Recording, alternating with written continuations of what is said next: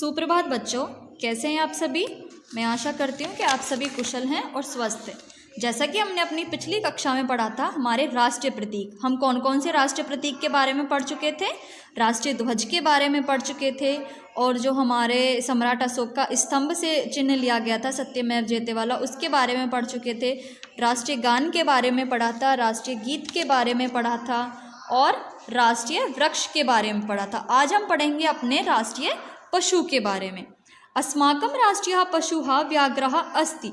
जो हमारा राष्ट्रीय पशु है वो क्या है? बाघ है। अस्य शरीरं स्वर्णभय कवचं श्वेतमपि कृष्ण वर्णपटिकाभिः सुसज्जितं भवति। इसके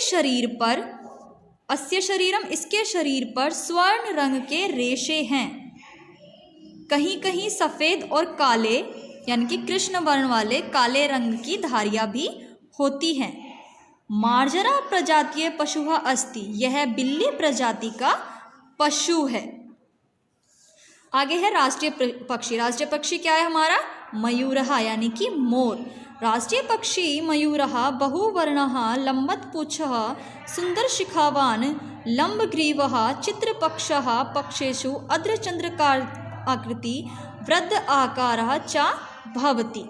हमारा राष्ट्रीय पक्षी मोर है, जो बहुत से रंग वाले, बहुवर्ण यानी कि बहुत से रंगों वाला है।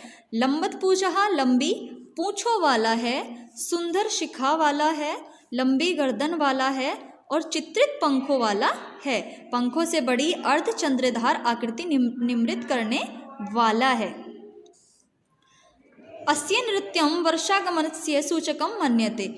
ऐसा माना जाता है कि इसका नृत्य ऋतु के आगमन की सूचना देता है, यानी कि वर्षा के आगमन की सूचना देता है। प्रकृति अयं द्वितीयः कृतिरा अस्ति।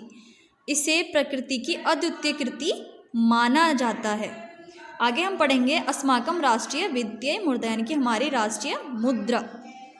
अस्माकं राष्ट्रीय वित्तीय मुद्रा रूप्यकम अस्ति। हमारी जो हमारी राष्ट्रीय वित्तीय मुद्रा क्या है? रुपया। पूर्वमस्या कृते यूरोडा लरादि विदेशीय मुद्रावत् किमपि विशिष्टं चिह्नं न अस्ति, किंतु जुलाई 10-15-2015 वर्षतः रुपये चिह्नं स्वीकृतम्। जो हमारा राष्ट्रीय वित्तीय मुद्रा वो क्या है? रुपया। पहले यूरो और डॉलर की तरह इसका कोई विशिष्ट चिन्ह नहीं था।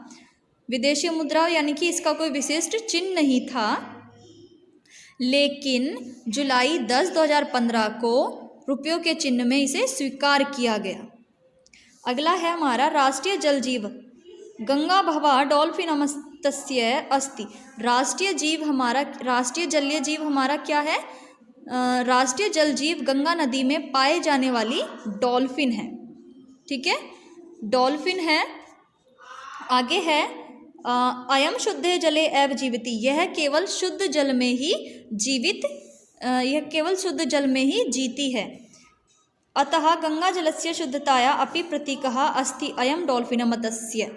इसलिए यह डॉल्फिन गंगा नदी की पवित्रता का प्रतीक मानी गई है।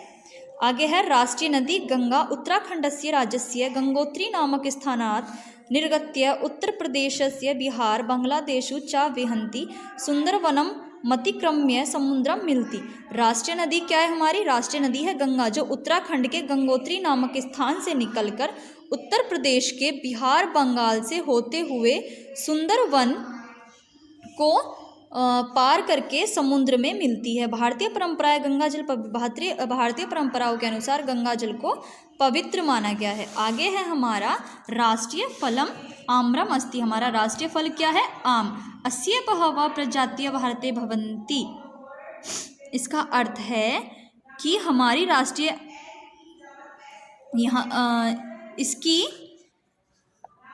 इसकी बहुत सी प्रजातियां भारत में पाई जाती हैं। आम्रम फलानाम राजा अपि कथ्यते। आम को फलों का राजा भी कहते हैं। बिहार उत्तर प्रदेश या आम्रस्य बहुनी उद्यानी सन्ति। बिहार और उत्तर प्रदेश में आम की बहुत ही उद्यान होता है। इत आम्रस्य निर्यातम् अपि भवति।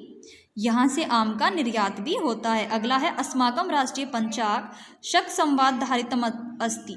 हमारे जो राष्ट्रीय पंचांग हैं वो शक संवत पर आधारित हैं। यस्य प्रथमः मासः चैत्र अस्ति। इसका प्रथम जो पहला महीना है वो चैत्र है। द्वादशमेषु 365 दिनानि भवति। 12 महीनों में कुल 365 दिन होते हैं।